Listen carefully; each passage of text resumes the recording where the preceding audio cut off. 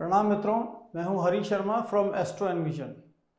आज हम बात करेंगे धन और संपत्ति योग अपनी जन्म कुंडली में कैसे देखें। मनी एंड वेल्थ, धन और गरीबी एक दूसरे के बिल्कुल विपरीत स्थितियां हैं और अपने साथ बिल्कुल विपरीत परिस्थितियां लेकर साथ साथ चलती हैं।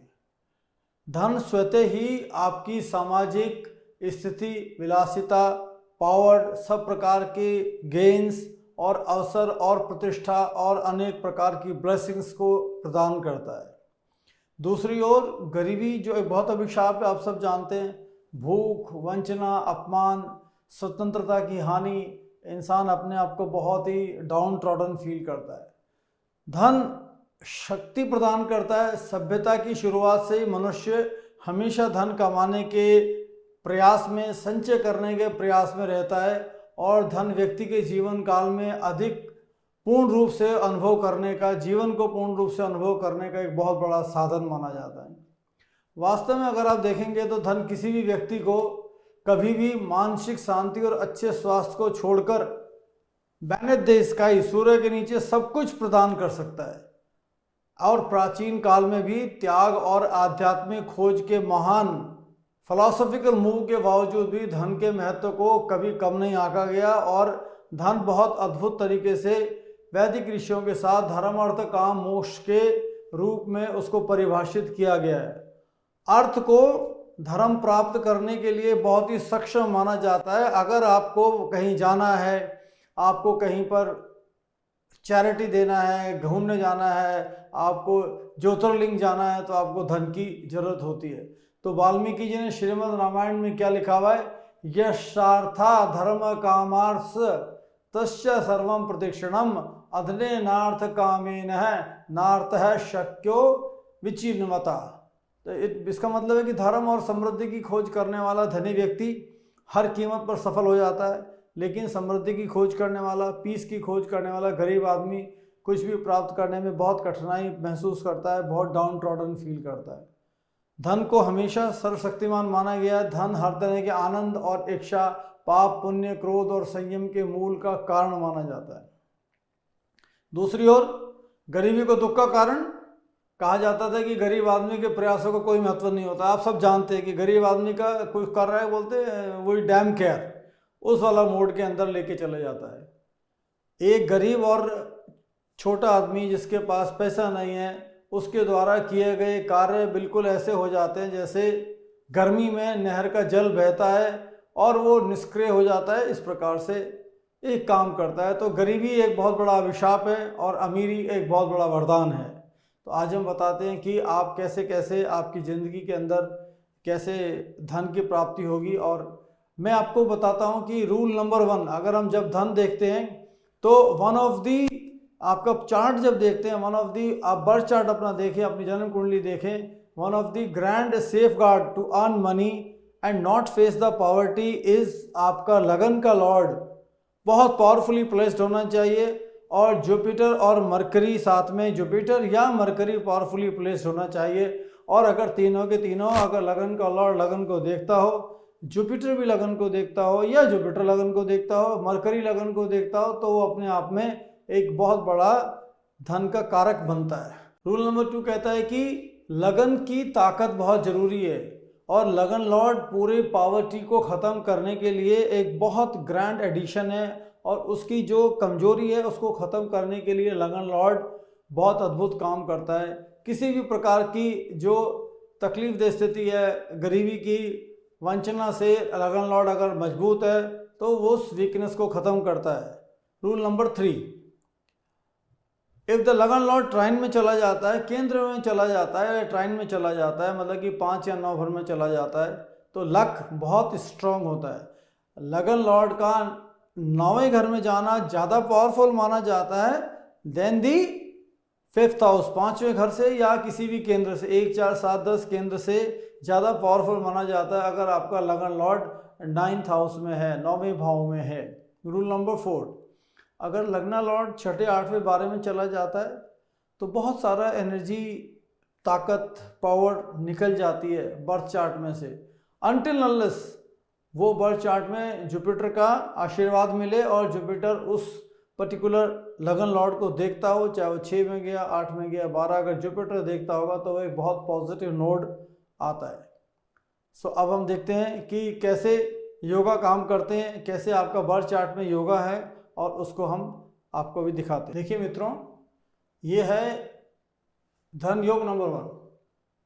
अगर लगन लॉर्ड सेकंड हाउस के लॉर्ड के साथ में केंद्र में चला जाता है तो इसमें लगन लॉर्ड यहाँ पर है सूर्य, और सेकंड हाउस का लॉर्ड यहाँ पर है बुध, और ये दोनों मिलके अगर मान लीजिए केंद्र में चले जाते हैं, इसका मतलब बुध यहाँ पर आ सकता है और सूर्य बुध यहाँ पर जा सकते हैं,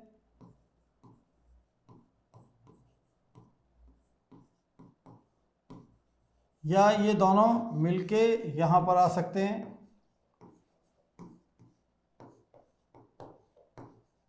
और ये यहाँ पर आ सकते हैं, इस किसी भी केंद्र में जा सकते हैं। और अगर सूर्य अपने डीप एक्सॉल्टेशन में चला जाता है तो 10 डिग्री एरीज जो होता है वो उसका परमोच्च अंश होता है, परम उच्च अंश होता है। तो 10 डिग्री पर का मतलब है कि 9th हाउस में चला जाएगा, 9वें भाव में चला जाएगा। एरीज राशि यहाँ पर फॉल करती है, जो मंगल उसका कंट्रोलर है। तो अगर सूर्य यहाँ पर आ गया, ये सूर्य और 10 डिग्री का यहाँ पर है, then this is a sure shot combination की आपकी जिंदगी में बहुत सारा वेल्थ होने का योग क्रिएट होगा। चेक करिए जन्म कुंडली में अपने मित्रों की, अपने घर पर लोग हैं उनकी, या आपके आसपास जो लोग हैं या आपके क्लाइंट्स हैं उनकी जन्म कुंडली में चेक करिए, फिर देखिए कि कैसे है। और अगर लगन लॉर्ड की या सेकंड हाउस के लॉर्ड की, दूसरे भाव के लॉर्ड की बुध की दशा आ जाए, फिर तो कहने ही क्या है, फिर तो धन का उत्पत्ति अवश्यंभावी है। Yoga number 2, yoga number 2 says when the second and 10th house lords are together in Kendra, so second house lord is यहाँ पर है बुध, दूसरे घर का लॉर्ड, और 10वें घर का लॉर्ड यहाँ पर है शुक्र। अगर वो दोनों केंद्र में आ जाए, जैसे पहले की तरह से बुध यहाँ पर आ जाए या बुध शुक्र यहाँ पर आ जाए,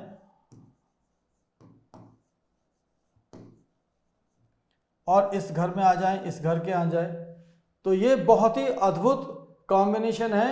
और डिस्पोजिटर ऑफ द लगना, ये जो डिस्पोजिटर है, ये लगन का लॉर्ड मान लीजिए कि यहाँ चला जाता है, नवांश के अंदर सूर्य है, यहाँ चला जाता है, इसका डिस्पोजिटर होता है मंगल, क्योंकि ये 8 नंबर में बैठा है। और अगर इस बुध शुक्र को मंगल यहाँ से देखे, अगर बुध शुक्र यहाँ बैठे हैं तो मंगल यहाँ से देखे, एस्पेक्ट करे, और अगर वो यहाँ पर बैठे हैं तो यहाँ मंगल बैठे और यहाँ एस्पेक्ट करे। तो इसका मतलब है कि मंगल का उसको एस्पेक्ट करना इन दोनों कॉम्बिनेशन को बहुत ही अद्भुत धन योग क्रिएट करेगा। Verify in the charts of all of your friends and clients and see and take out the result and let me know please whatever the comments would be. Yoga number 3, yoga number 3 कहता है कि अगर benefic exalted है, friends के house में है, benefic कोई benefic है, मान लीजिए जुपिटर है, बेनिफिक यहाँ पर है, या अपने फ्रेंड के घर के अंदर यहाँ पर है जुपिटर, या एक्सॉल्टेड यहाँ पर चला गया जुपिटर, यहाँ पे अपने फ्रेंड के अंदर हाउस में चला गया। सो बेनिफिक आप जानते हैं कि Jupiter Mercury are benefic, Venus is also benefic. Mercury maleficence नहीं होना चाहिए, उसके ऊपर कुछ खराब प्रभाव नहीं होना चाहिए। और अगर ये उसके अलावा पहले, दूसरे और 11वें घर के अंदर चले जाएं, सो ये पहले घर के अंदर चले जाए, और पहले घर में, और ये दूसरे घर में, और ये 11वें घर में यहाँ पर चले जाते हैं, तो मरकरी अगर यहाँ पर आ जाता है, मान लीजिए ये अपने दोस्त के घर में चले जाता है, और यहाँ पर मैं बताया था जुपिटर एक्सॉल्टेड होता है, तो यहाँ पर भी काम करता है। तो और आस्पेक्ट और निगाह हो, आस्पेक्ट हो लॉर्ड ऑफ नवांशा से, occupied by the second house Lord. Second house Lord क्या, यहाँ पे जुपिटर है, और जुपिटर चला गया मान लीजिए यहाँ पर लगन में, नवांश में, तो इसका जो डिस्पोजिटर है नवांशाधिपति हो गया शुक्र, क्योंकि यहाँ पे 2 नंबर राशि लिखा हुआ वृष, और यहाँ पर बैठे हुए जुपिटर को, मरकरी को, यहाँ पर बैठे हुए बेनिफिक को यहाँ से एस्पेक्ट हो, यहाँ से एस्पेक्ट हो, और या यहाँ से एस्पेक्ट हो। किससे एस्पेक्ट की, लगन लॉर्ड का डिस्पोजिटर नवांशा से एस्पेक्ट हो तो बहुत ही अद्भुत धन का योग बनता है। तो ऐसे हम बोलें कि बेनिफिक एक्सॉल्टेशन में चले जाएं या फ्रेंड्स के घर में चले जाएं और या पहले दूसरे और 11वें भाव में चले जाएं और लॉर्ड ऑफ नवांशा जो है, lord of Navamsha of the D1, इसका मतलब ये सेकेंड हाउस का, सेकेंड हाउस के लॉर्ड से यहाँ से देखा जाता है डिस्पोजिटर से बहुत ही अद्भुत काम करता है। लॉर्ड ऑफ नवांशा का यहाँ पर किस तरह से है तो देखिए सेकेंड हाउस का लॉर्ड नवांश में कहाँ गया है और उसको पकड़ लीजिए डिस्पोजिटर को और वो उसको एस्पेक्ट कर रहा है, इसके साथ भी बैठा हो, then it becomes a fantastic combination.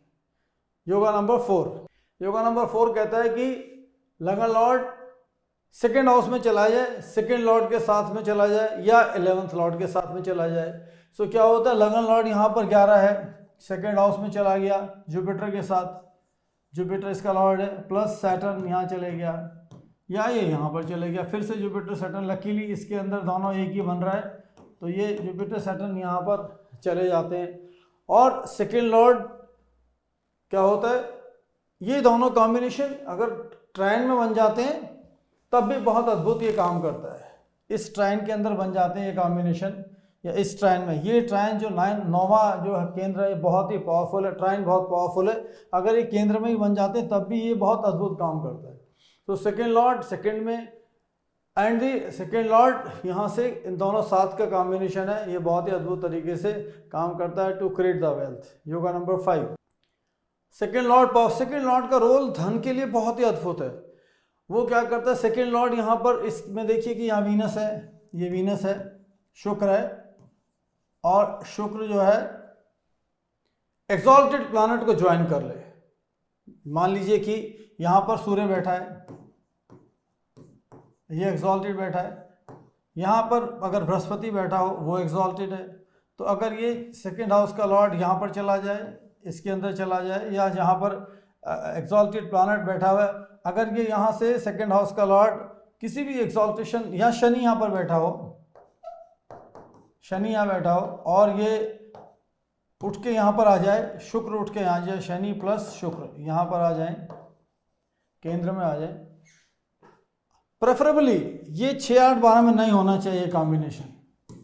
6, 8, 12 में ये कॉम्बिनेशन थोड़ा डिस्ट्रॉय कर देगा, वेल्थ को ख़त्म कर देगा। तो इस प्रकार से ये बहुत ही अद्भुत योग क्रिएट करता है और इस पर्टिकुलर कॉम्बिनेशन को I have seen in my life time, it has worked phenomenally for the people, for my clients. अब हम देखते हैं आखिरी सूत्र, छठा सूत्र, लगना Lord joins the second Lord और द 11th लॉर्ड।